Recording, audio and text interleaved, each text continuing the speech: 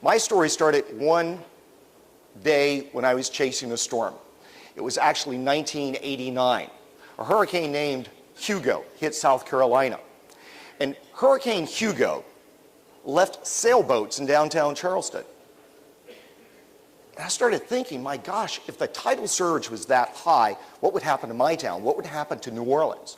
So after covering the storm in South Carolina, I came home and I called the National Weather Service, and I was on the phone with the director at the time, Bob Sheets.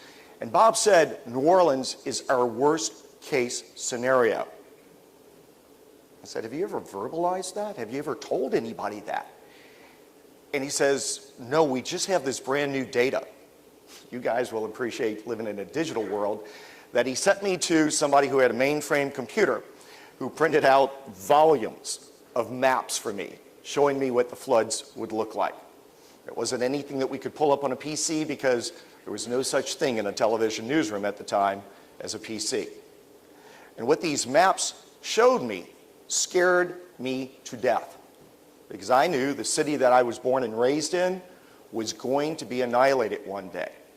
So, as you do in TV, Ron Burgundy style, you do a special report for ratings. We're going to do a flashback in time here, and I'm going to take you back to the report that I did in 1990, which was 15 years before Hurricane Katrina. Lake Pontchartrain is great on a calm day, but when the wind blows and a storm moves in, it kicks up quickly. In many ways, it's like a big bowl filled with water. The wind blows and that water starts to slosh back and forth. And when a hurricane comes, the bowl is literally tipped, spilling all of that water into the city. When the big one comes, that could be our worst nightmare. The worst thing that could happen to the 9-parish metropolitan area is for a slow-moving level 5 hurricane to approach from the mouth of the river. It would dump 8 to 12 feet of water into areas west of the river. It would dump up to 15 feet of water into areas east of the river and along the north shore.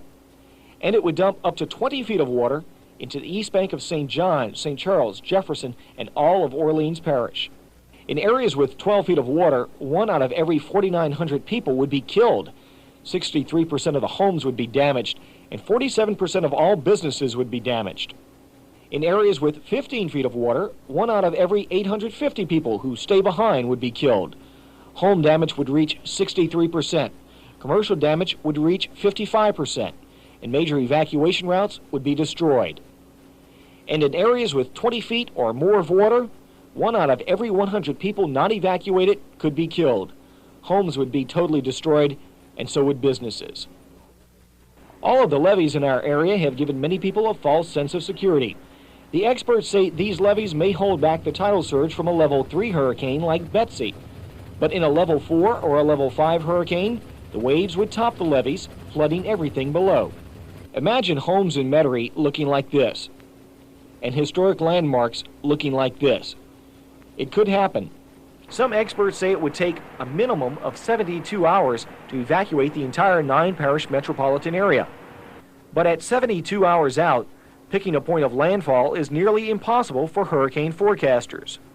9 out of 10 times, if they predict a landfall, they're wrong.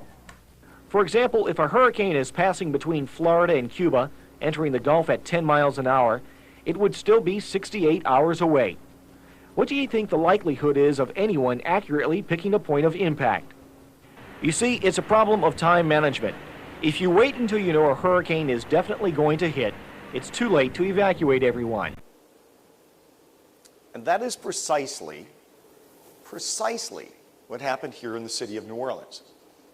We talked about the 9-parish metropolitan area. We have parishes instead of counties. 8 of them did the right thing. 8 of them communicated effectively. 8 of them got their people out of harm's way. 8 of them, on clear sunny days, prepared for their very worst day. And that's the first parallel to your business. On a sunny day like today, you're trying to help your customers prepare for the danger or the crisis or the scenario that they may face. And some of them are so willing to always do the right thing. And some of them, if you handed them $1 million, still wouldn't do the right thing. And why is that? And sadly, out of the 9-parish metropolitan area, it was the city of New Orleans, the largest of the parishes, the one who needed the most to communicate effectively the need for an evacuation, failed to do so. They absolutely failed to do so.